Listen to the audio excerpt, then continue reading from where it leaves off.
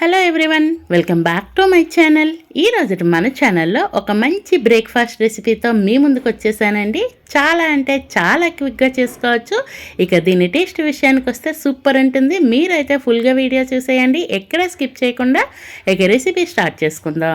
దీనికోసం ఒక mixing bowl తీసుకొని ఒక హాఫ్ కప్పు వరకు అటుకులు తీసుకోండి. మందపాటి అటుకులైనా పర్వాలేదు, పల్చటి అటుకులైనా పర్వాలేదు. ఈ అటుకుల్ని ఒకసారి బాగా కడిగేసి ములిగేంత వరకు నీళ్లు వేసేసి మూత పెట్టేసి ఒక 10 నిమిషాల పాటు పక్కన పెట్టేయండి. నెక్స్ట్ అయితే మరో మిక్సింగ్ బౌల్ తీసుకొని ఏ కప్పుతో అటుకులు తీసుకున్నామో అదే కప్పుతో హాఫ్ కప్పు వరకు రవ్వను వేసుకోండి. అలాగే అదే కప్పుతో ఒక కప్పు పెరుగును వేసుకొని ఇందులోనే ఒక పావు కప్పు వరకు నీళ్ళని వేసుకున్నాక ఇవన్నింటినీ బాగా కలిసే విధంగా కలిపేసుకొని దీనిపైన కూడా మూత పెట్టేసి పక్కన పెట్టేయండి. అలాగే మన ఛానల్ ఇంతవరకు సబ్స్క్రైబ్ చేయకుండా చూస్తే ప్లీజ్ అండి సబ్స్క్రైబ్ చేయండి. వీడియో నచ్చితే లైక్ చేయండి. మీ ఫ్రెండ్స్ అండ్ ఫ్యామిలీ మెంబర్స్కి ఖచ్చితంగా షేర్ చేయండి. ఇలా మొత్తం కలుపుకున్నాక మూత పెట్టేసి పక్కన పెట్టేయండి. నెక్స్ట్ అయితే కనుక వెజిటేబుల్స్ మీ ఇంట్లో ఏవి అవైలబుల్గా ఉంటే అవి తీసుకోవచ్చు. నేను ఇక్కడ టమాటా, క్యాప్సికమ్, క్యారెట్, పచ్చిమిర్చి వీటిని తీసుకొని నేను వెజిటేబుల్ కట్టర్లో అయితే వేసుకుంటున్నాను. ఇలా వెజిటేబుల్ కట్టర్ ఉంటే వేసుకోండి, చాలా సన్నగా ముక్కలు అవుతాయి. లేదంటే చాక్తోనే కాస్తంత సన్నగా కోసుకోవడానికి ట్రై చేయండి. ఇంకా ఇందులో ఆనియన్ వేసుకోవచ్చు, లేదంటే కాలీఫ్లవర్ వేసుకోవచ్చు, బీన్స్ వేసుకోవచ్చు. మీ ఇంట్లో ఏవి అవైలబుల్గా ఉంటే అవి వాటిని తీసుకొని ఈ విధంగా చిన్న చిన్న పీసెస్గా కట్ చేసుకొని పక్కన పెట్టేయండి. నెక్స్ట్ అయితే ఈలోపే చూసుకుంటే అటుకులు బాగా నాని ఉన్నాయండి. ఇలా నాని ఉన్న అటుకుల్ని ఒక మిక్సీ జార్ తీసుకొని మిక్సీ జార్లో వేసేసుకోండి. అలాగే రవ్వను కూడా నానపెట్టుకున్నాం కదండి, ఈ రవ్వ పెరుగు కూడా బాగా నాని ఉంటాయి.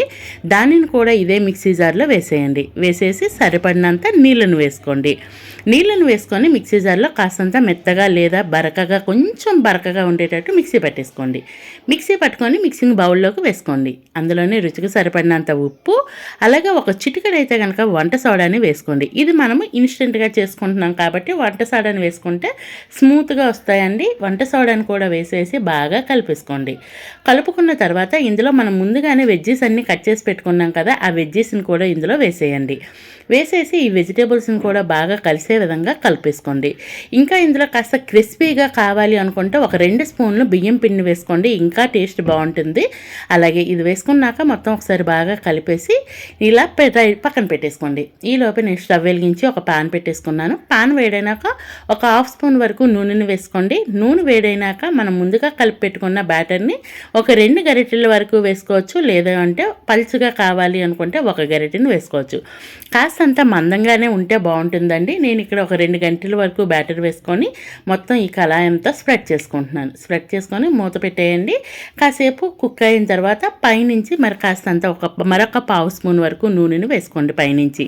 ఇలా మళ్ళీ నూనెని వేసేసి మూత పెట్టేసి వన్ సైడ్ బాగా కాలినాక అప్పుడు రెండో వైపు అయితే టర్న్ చేసుకోవాలి.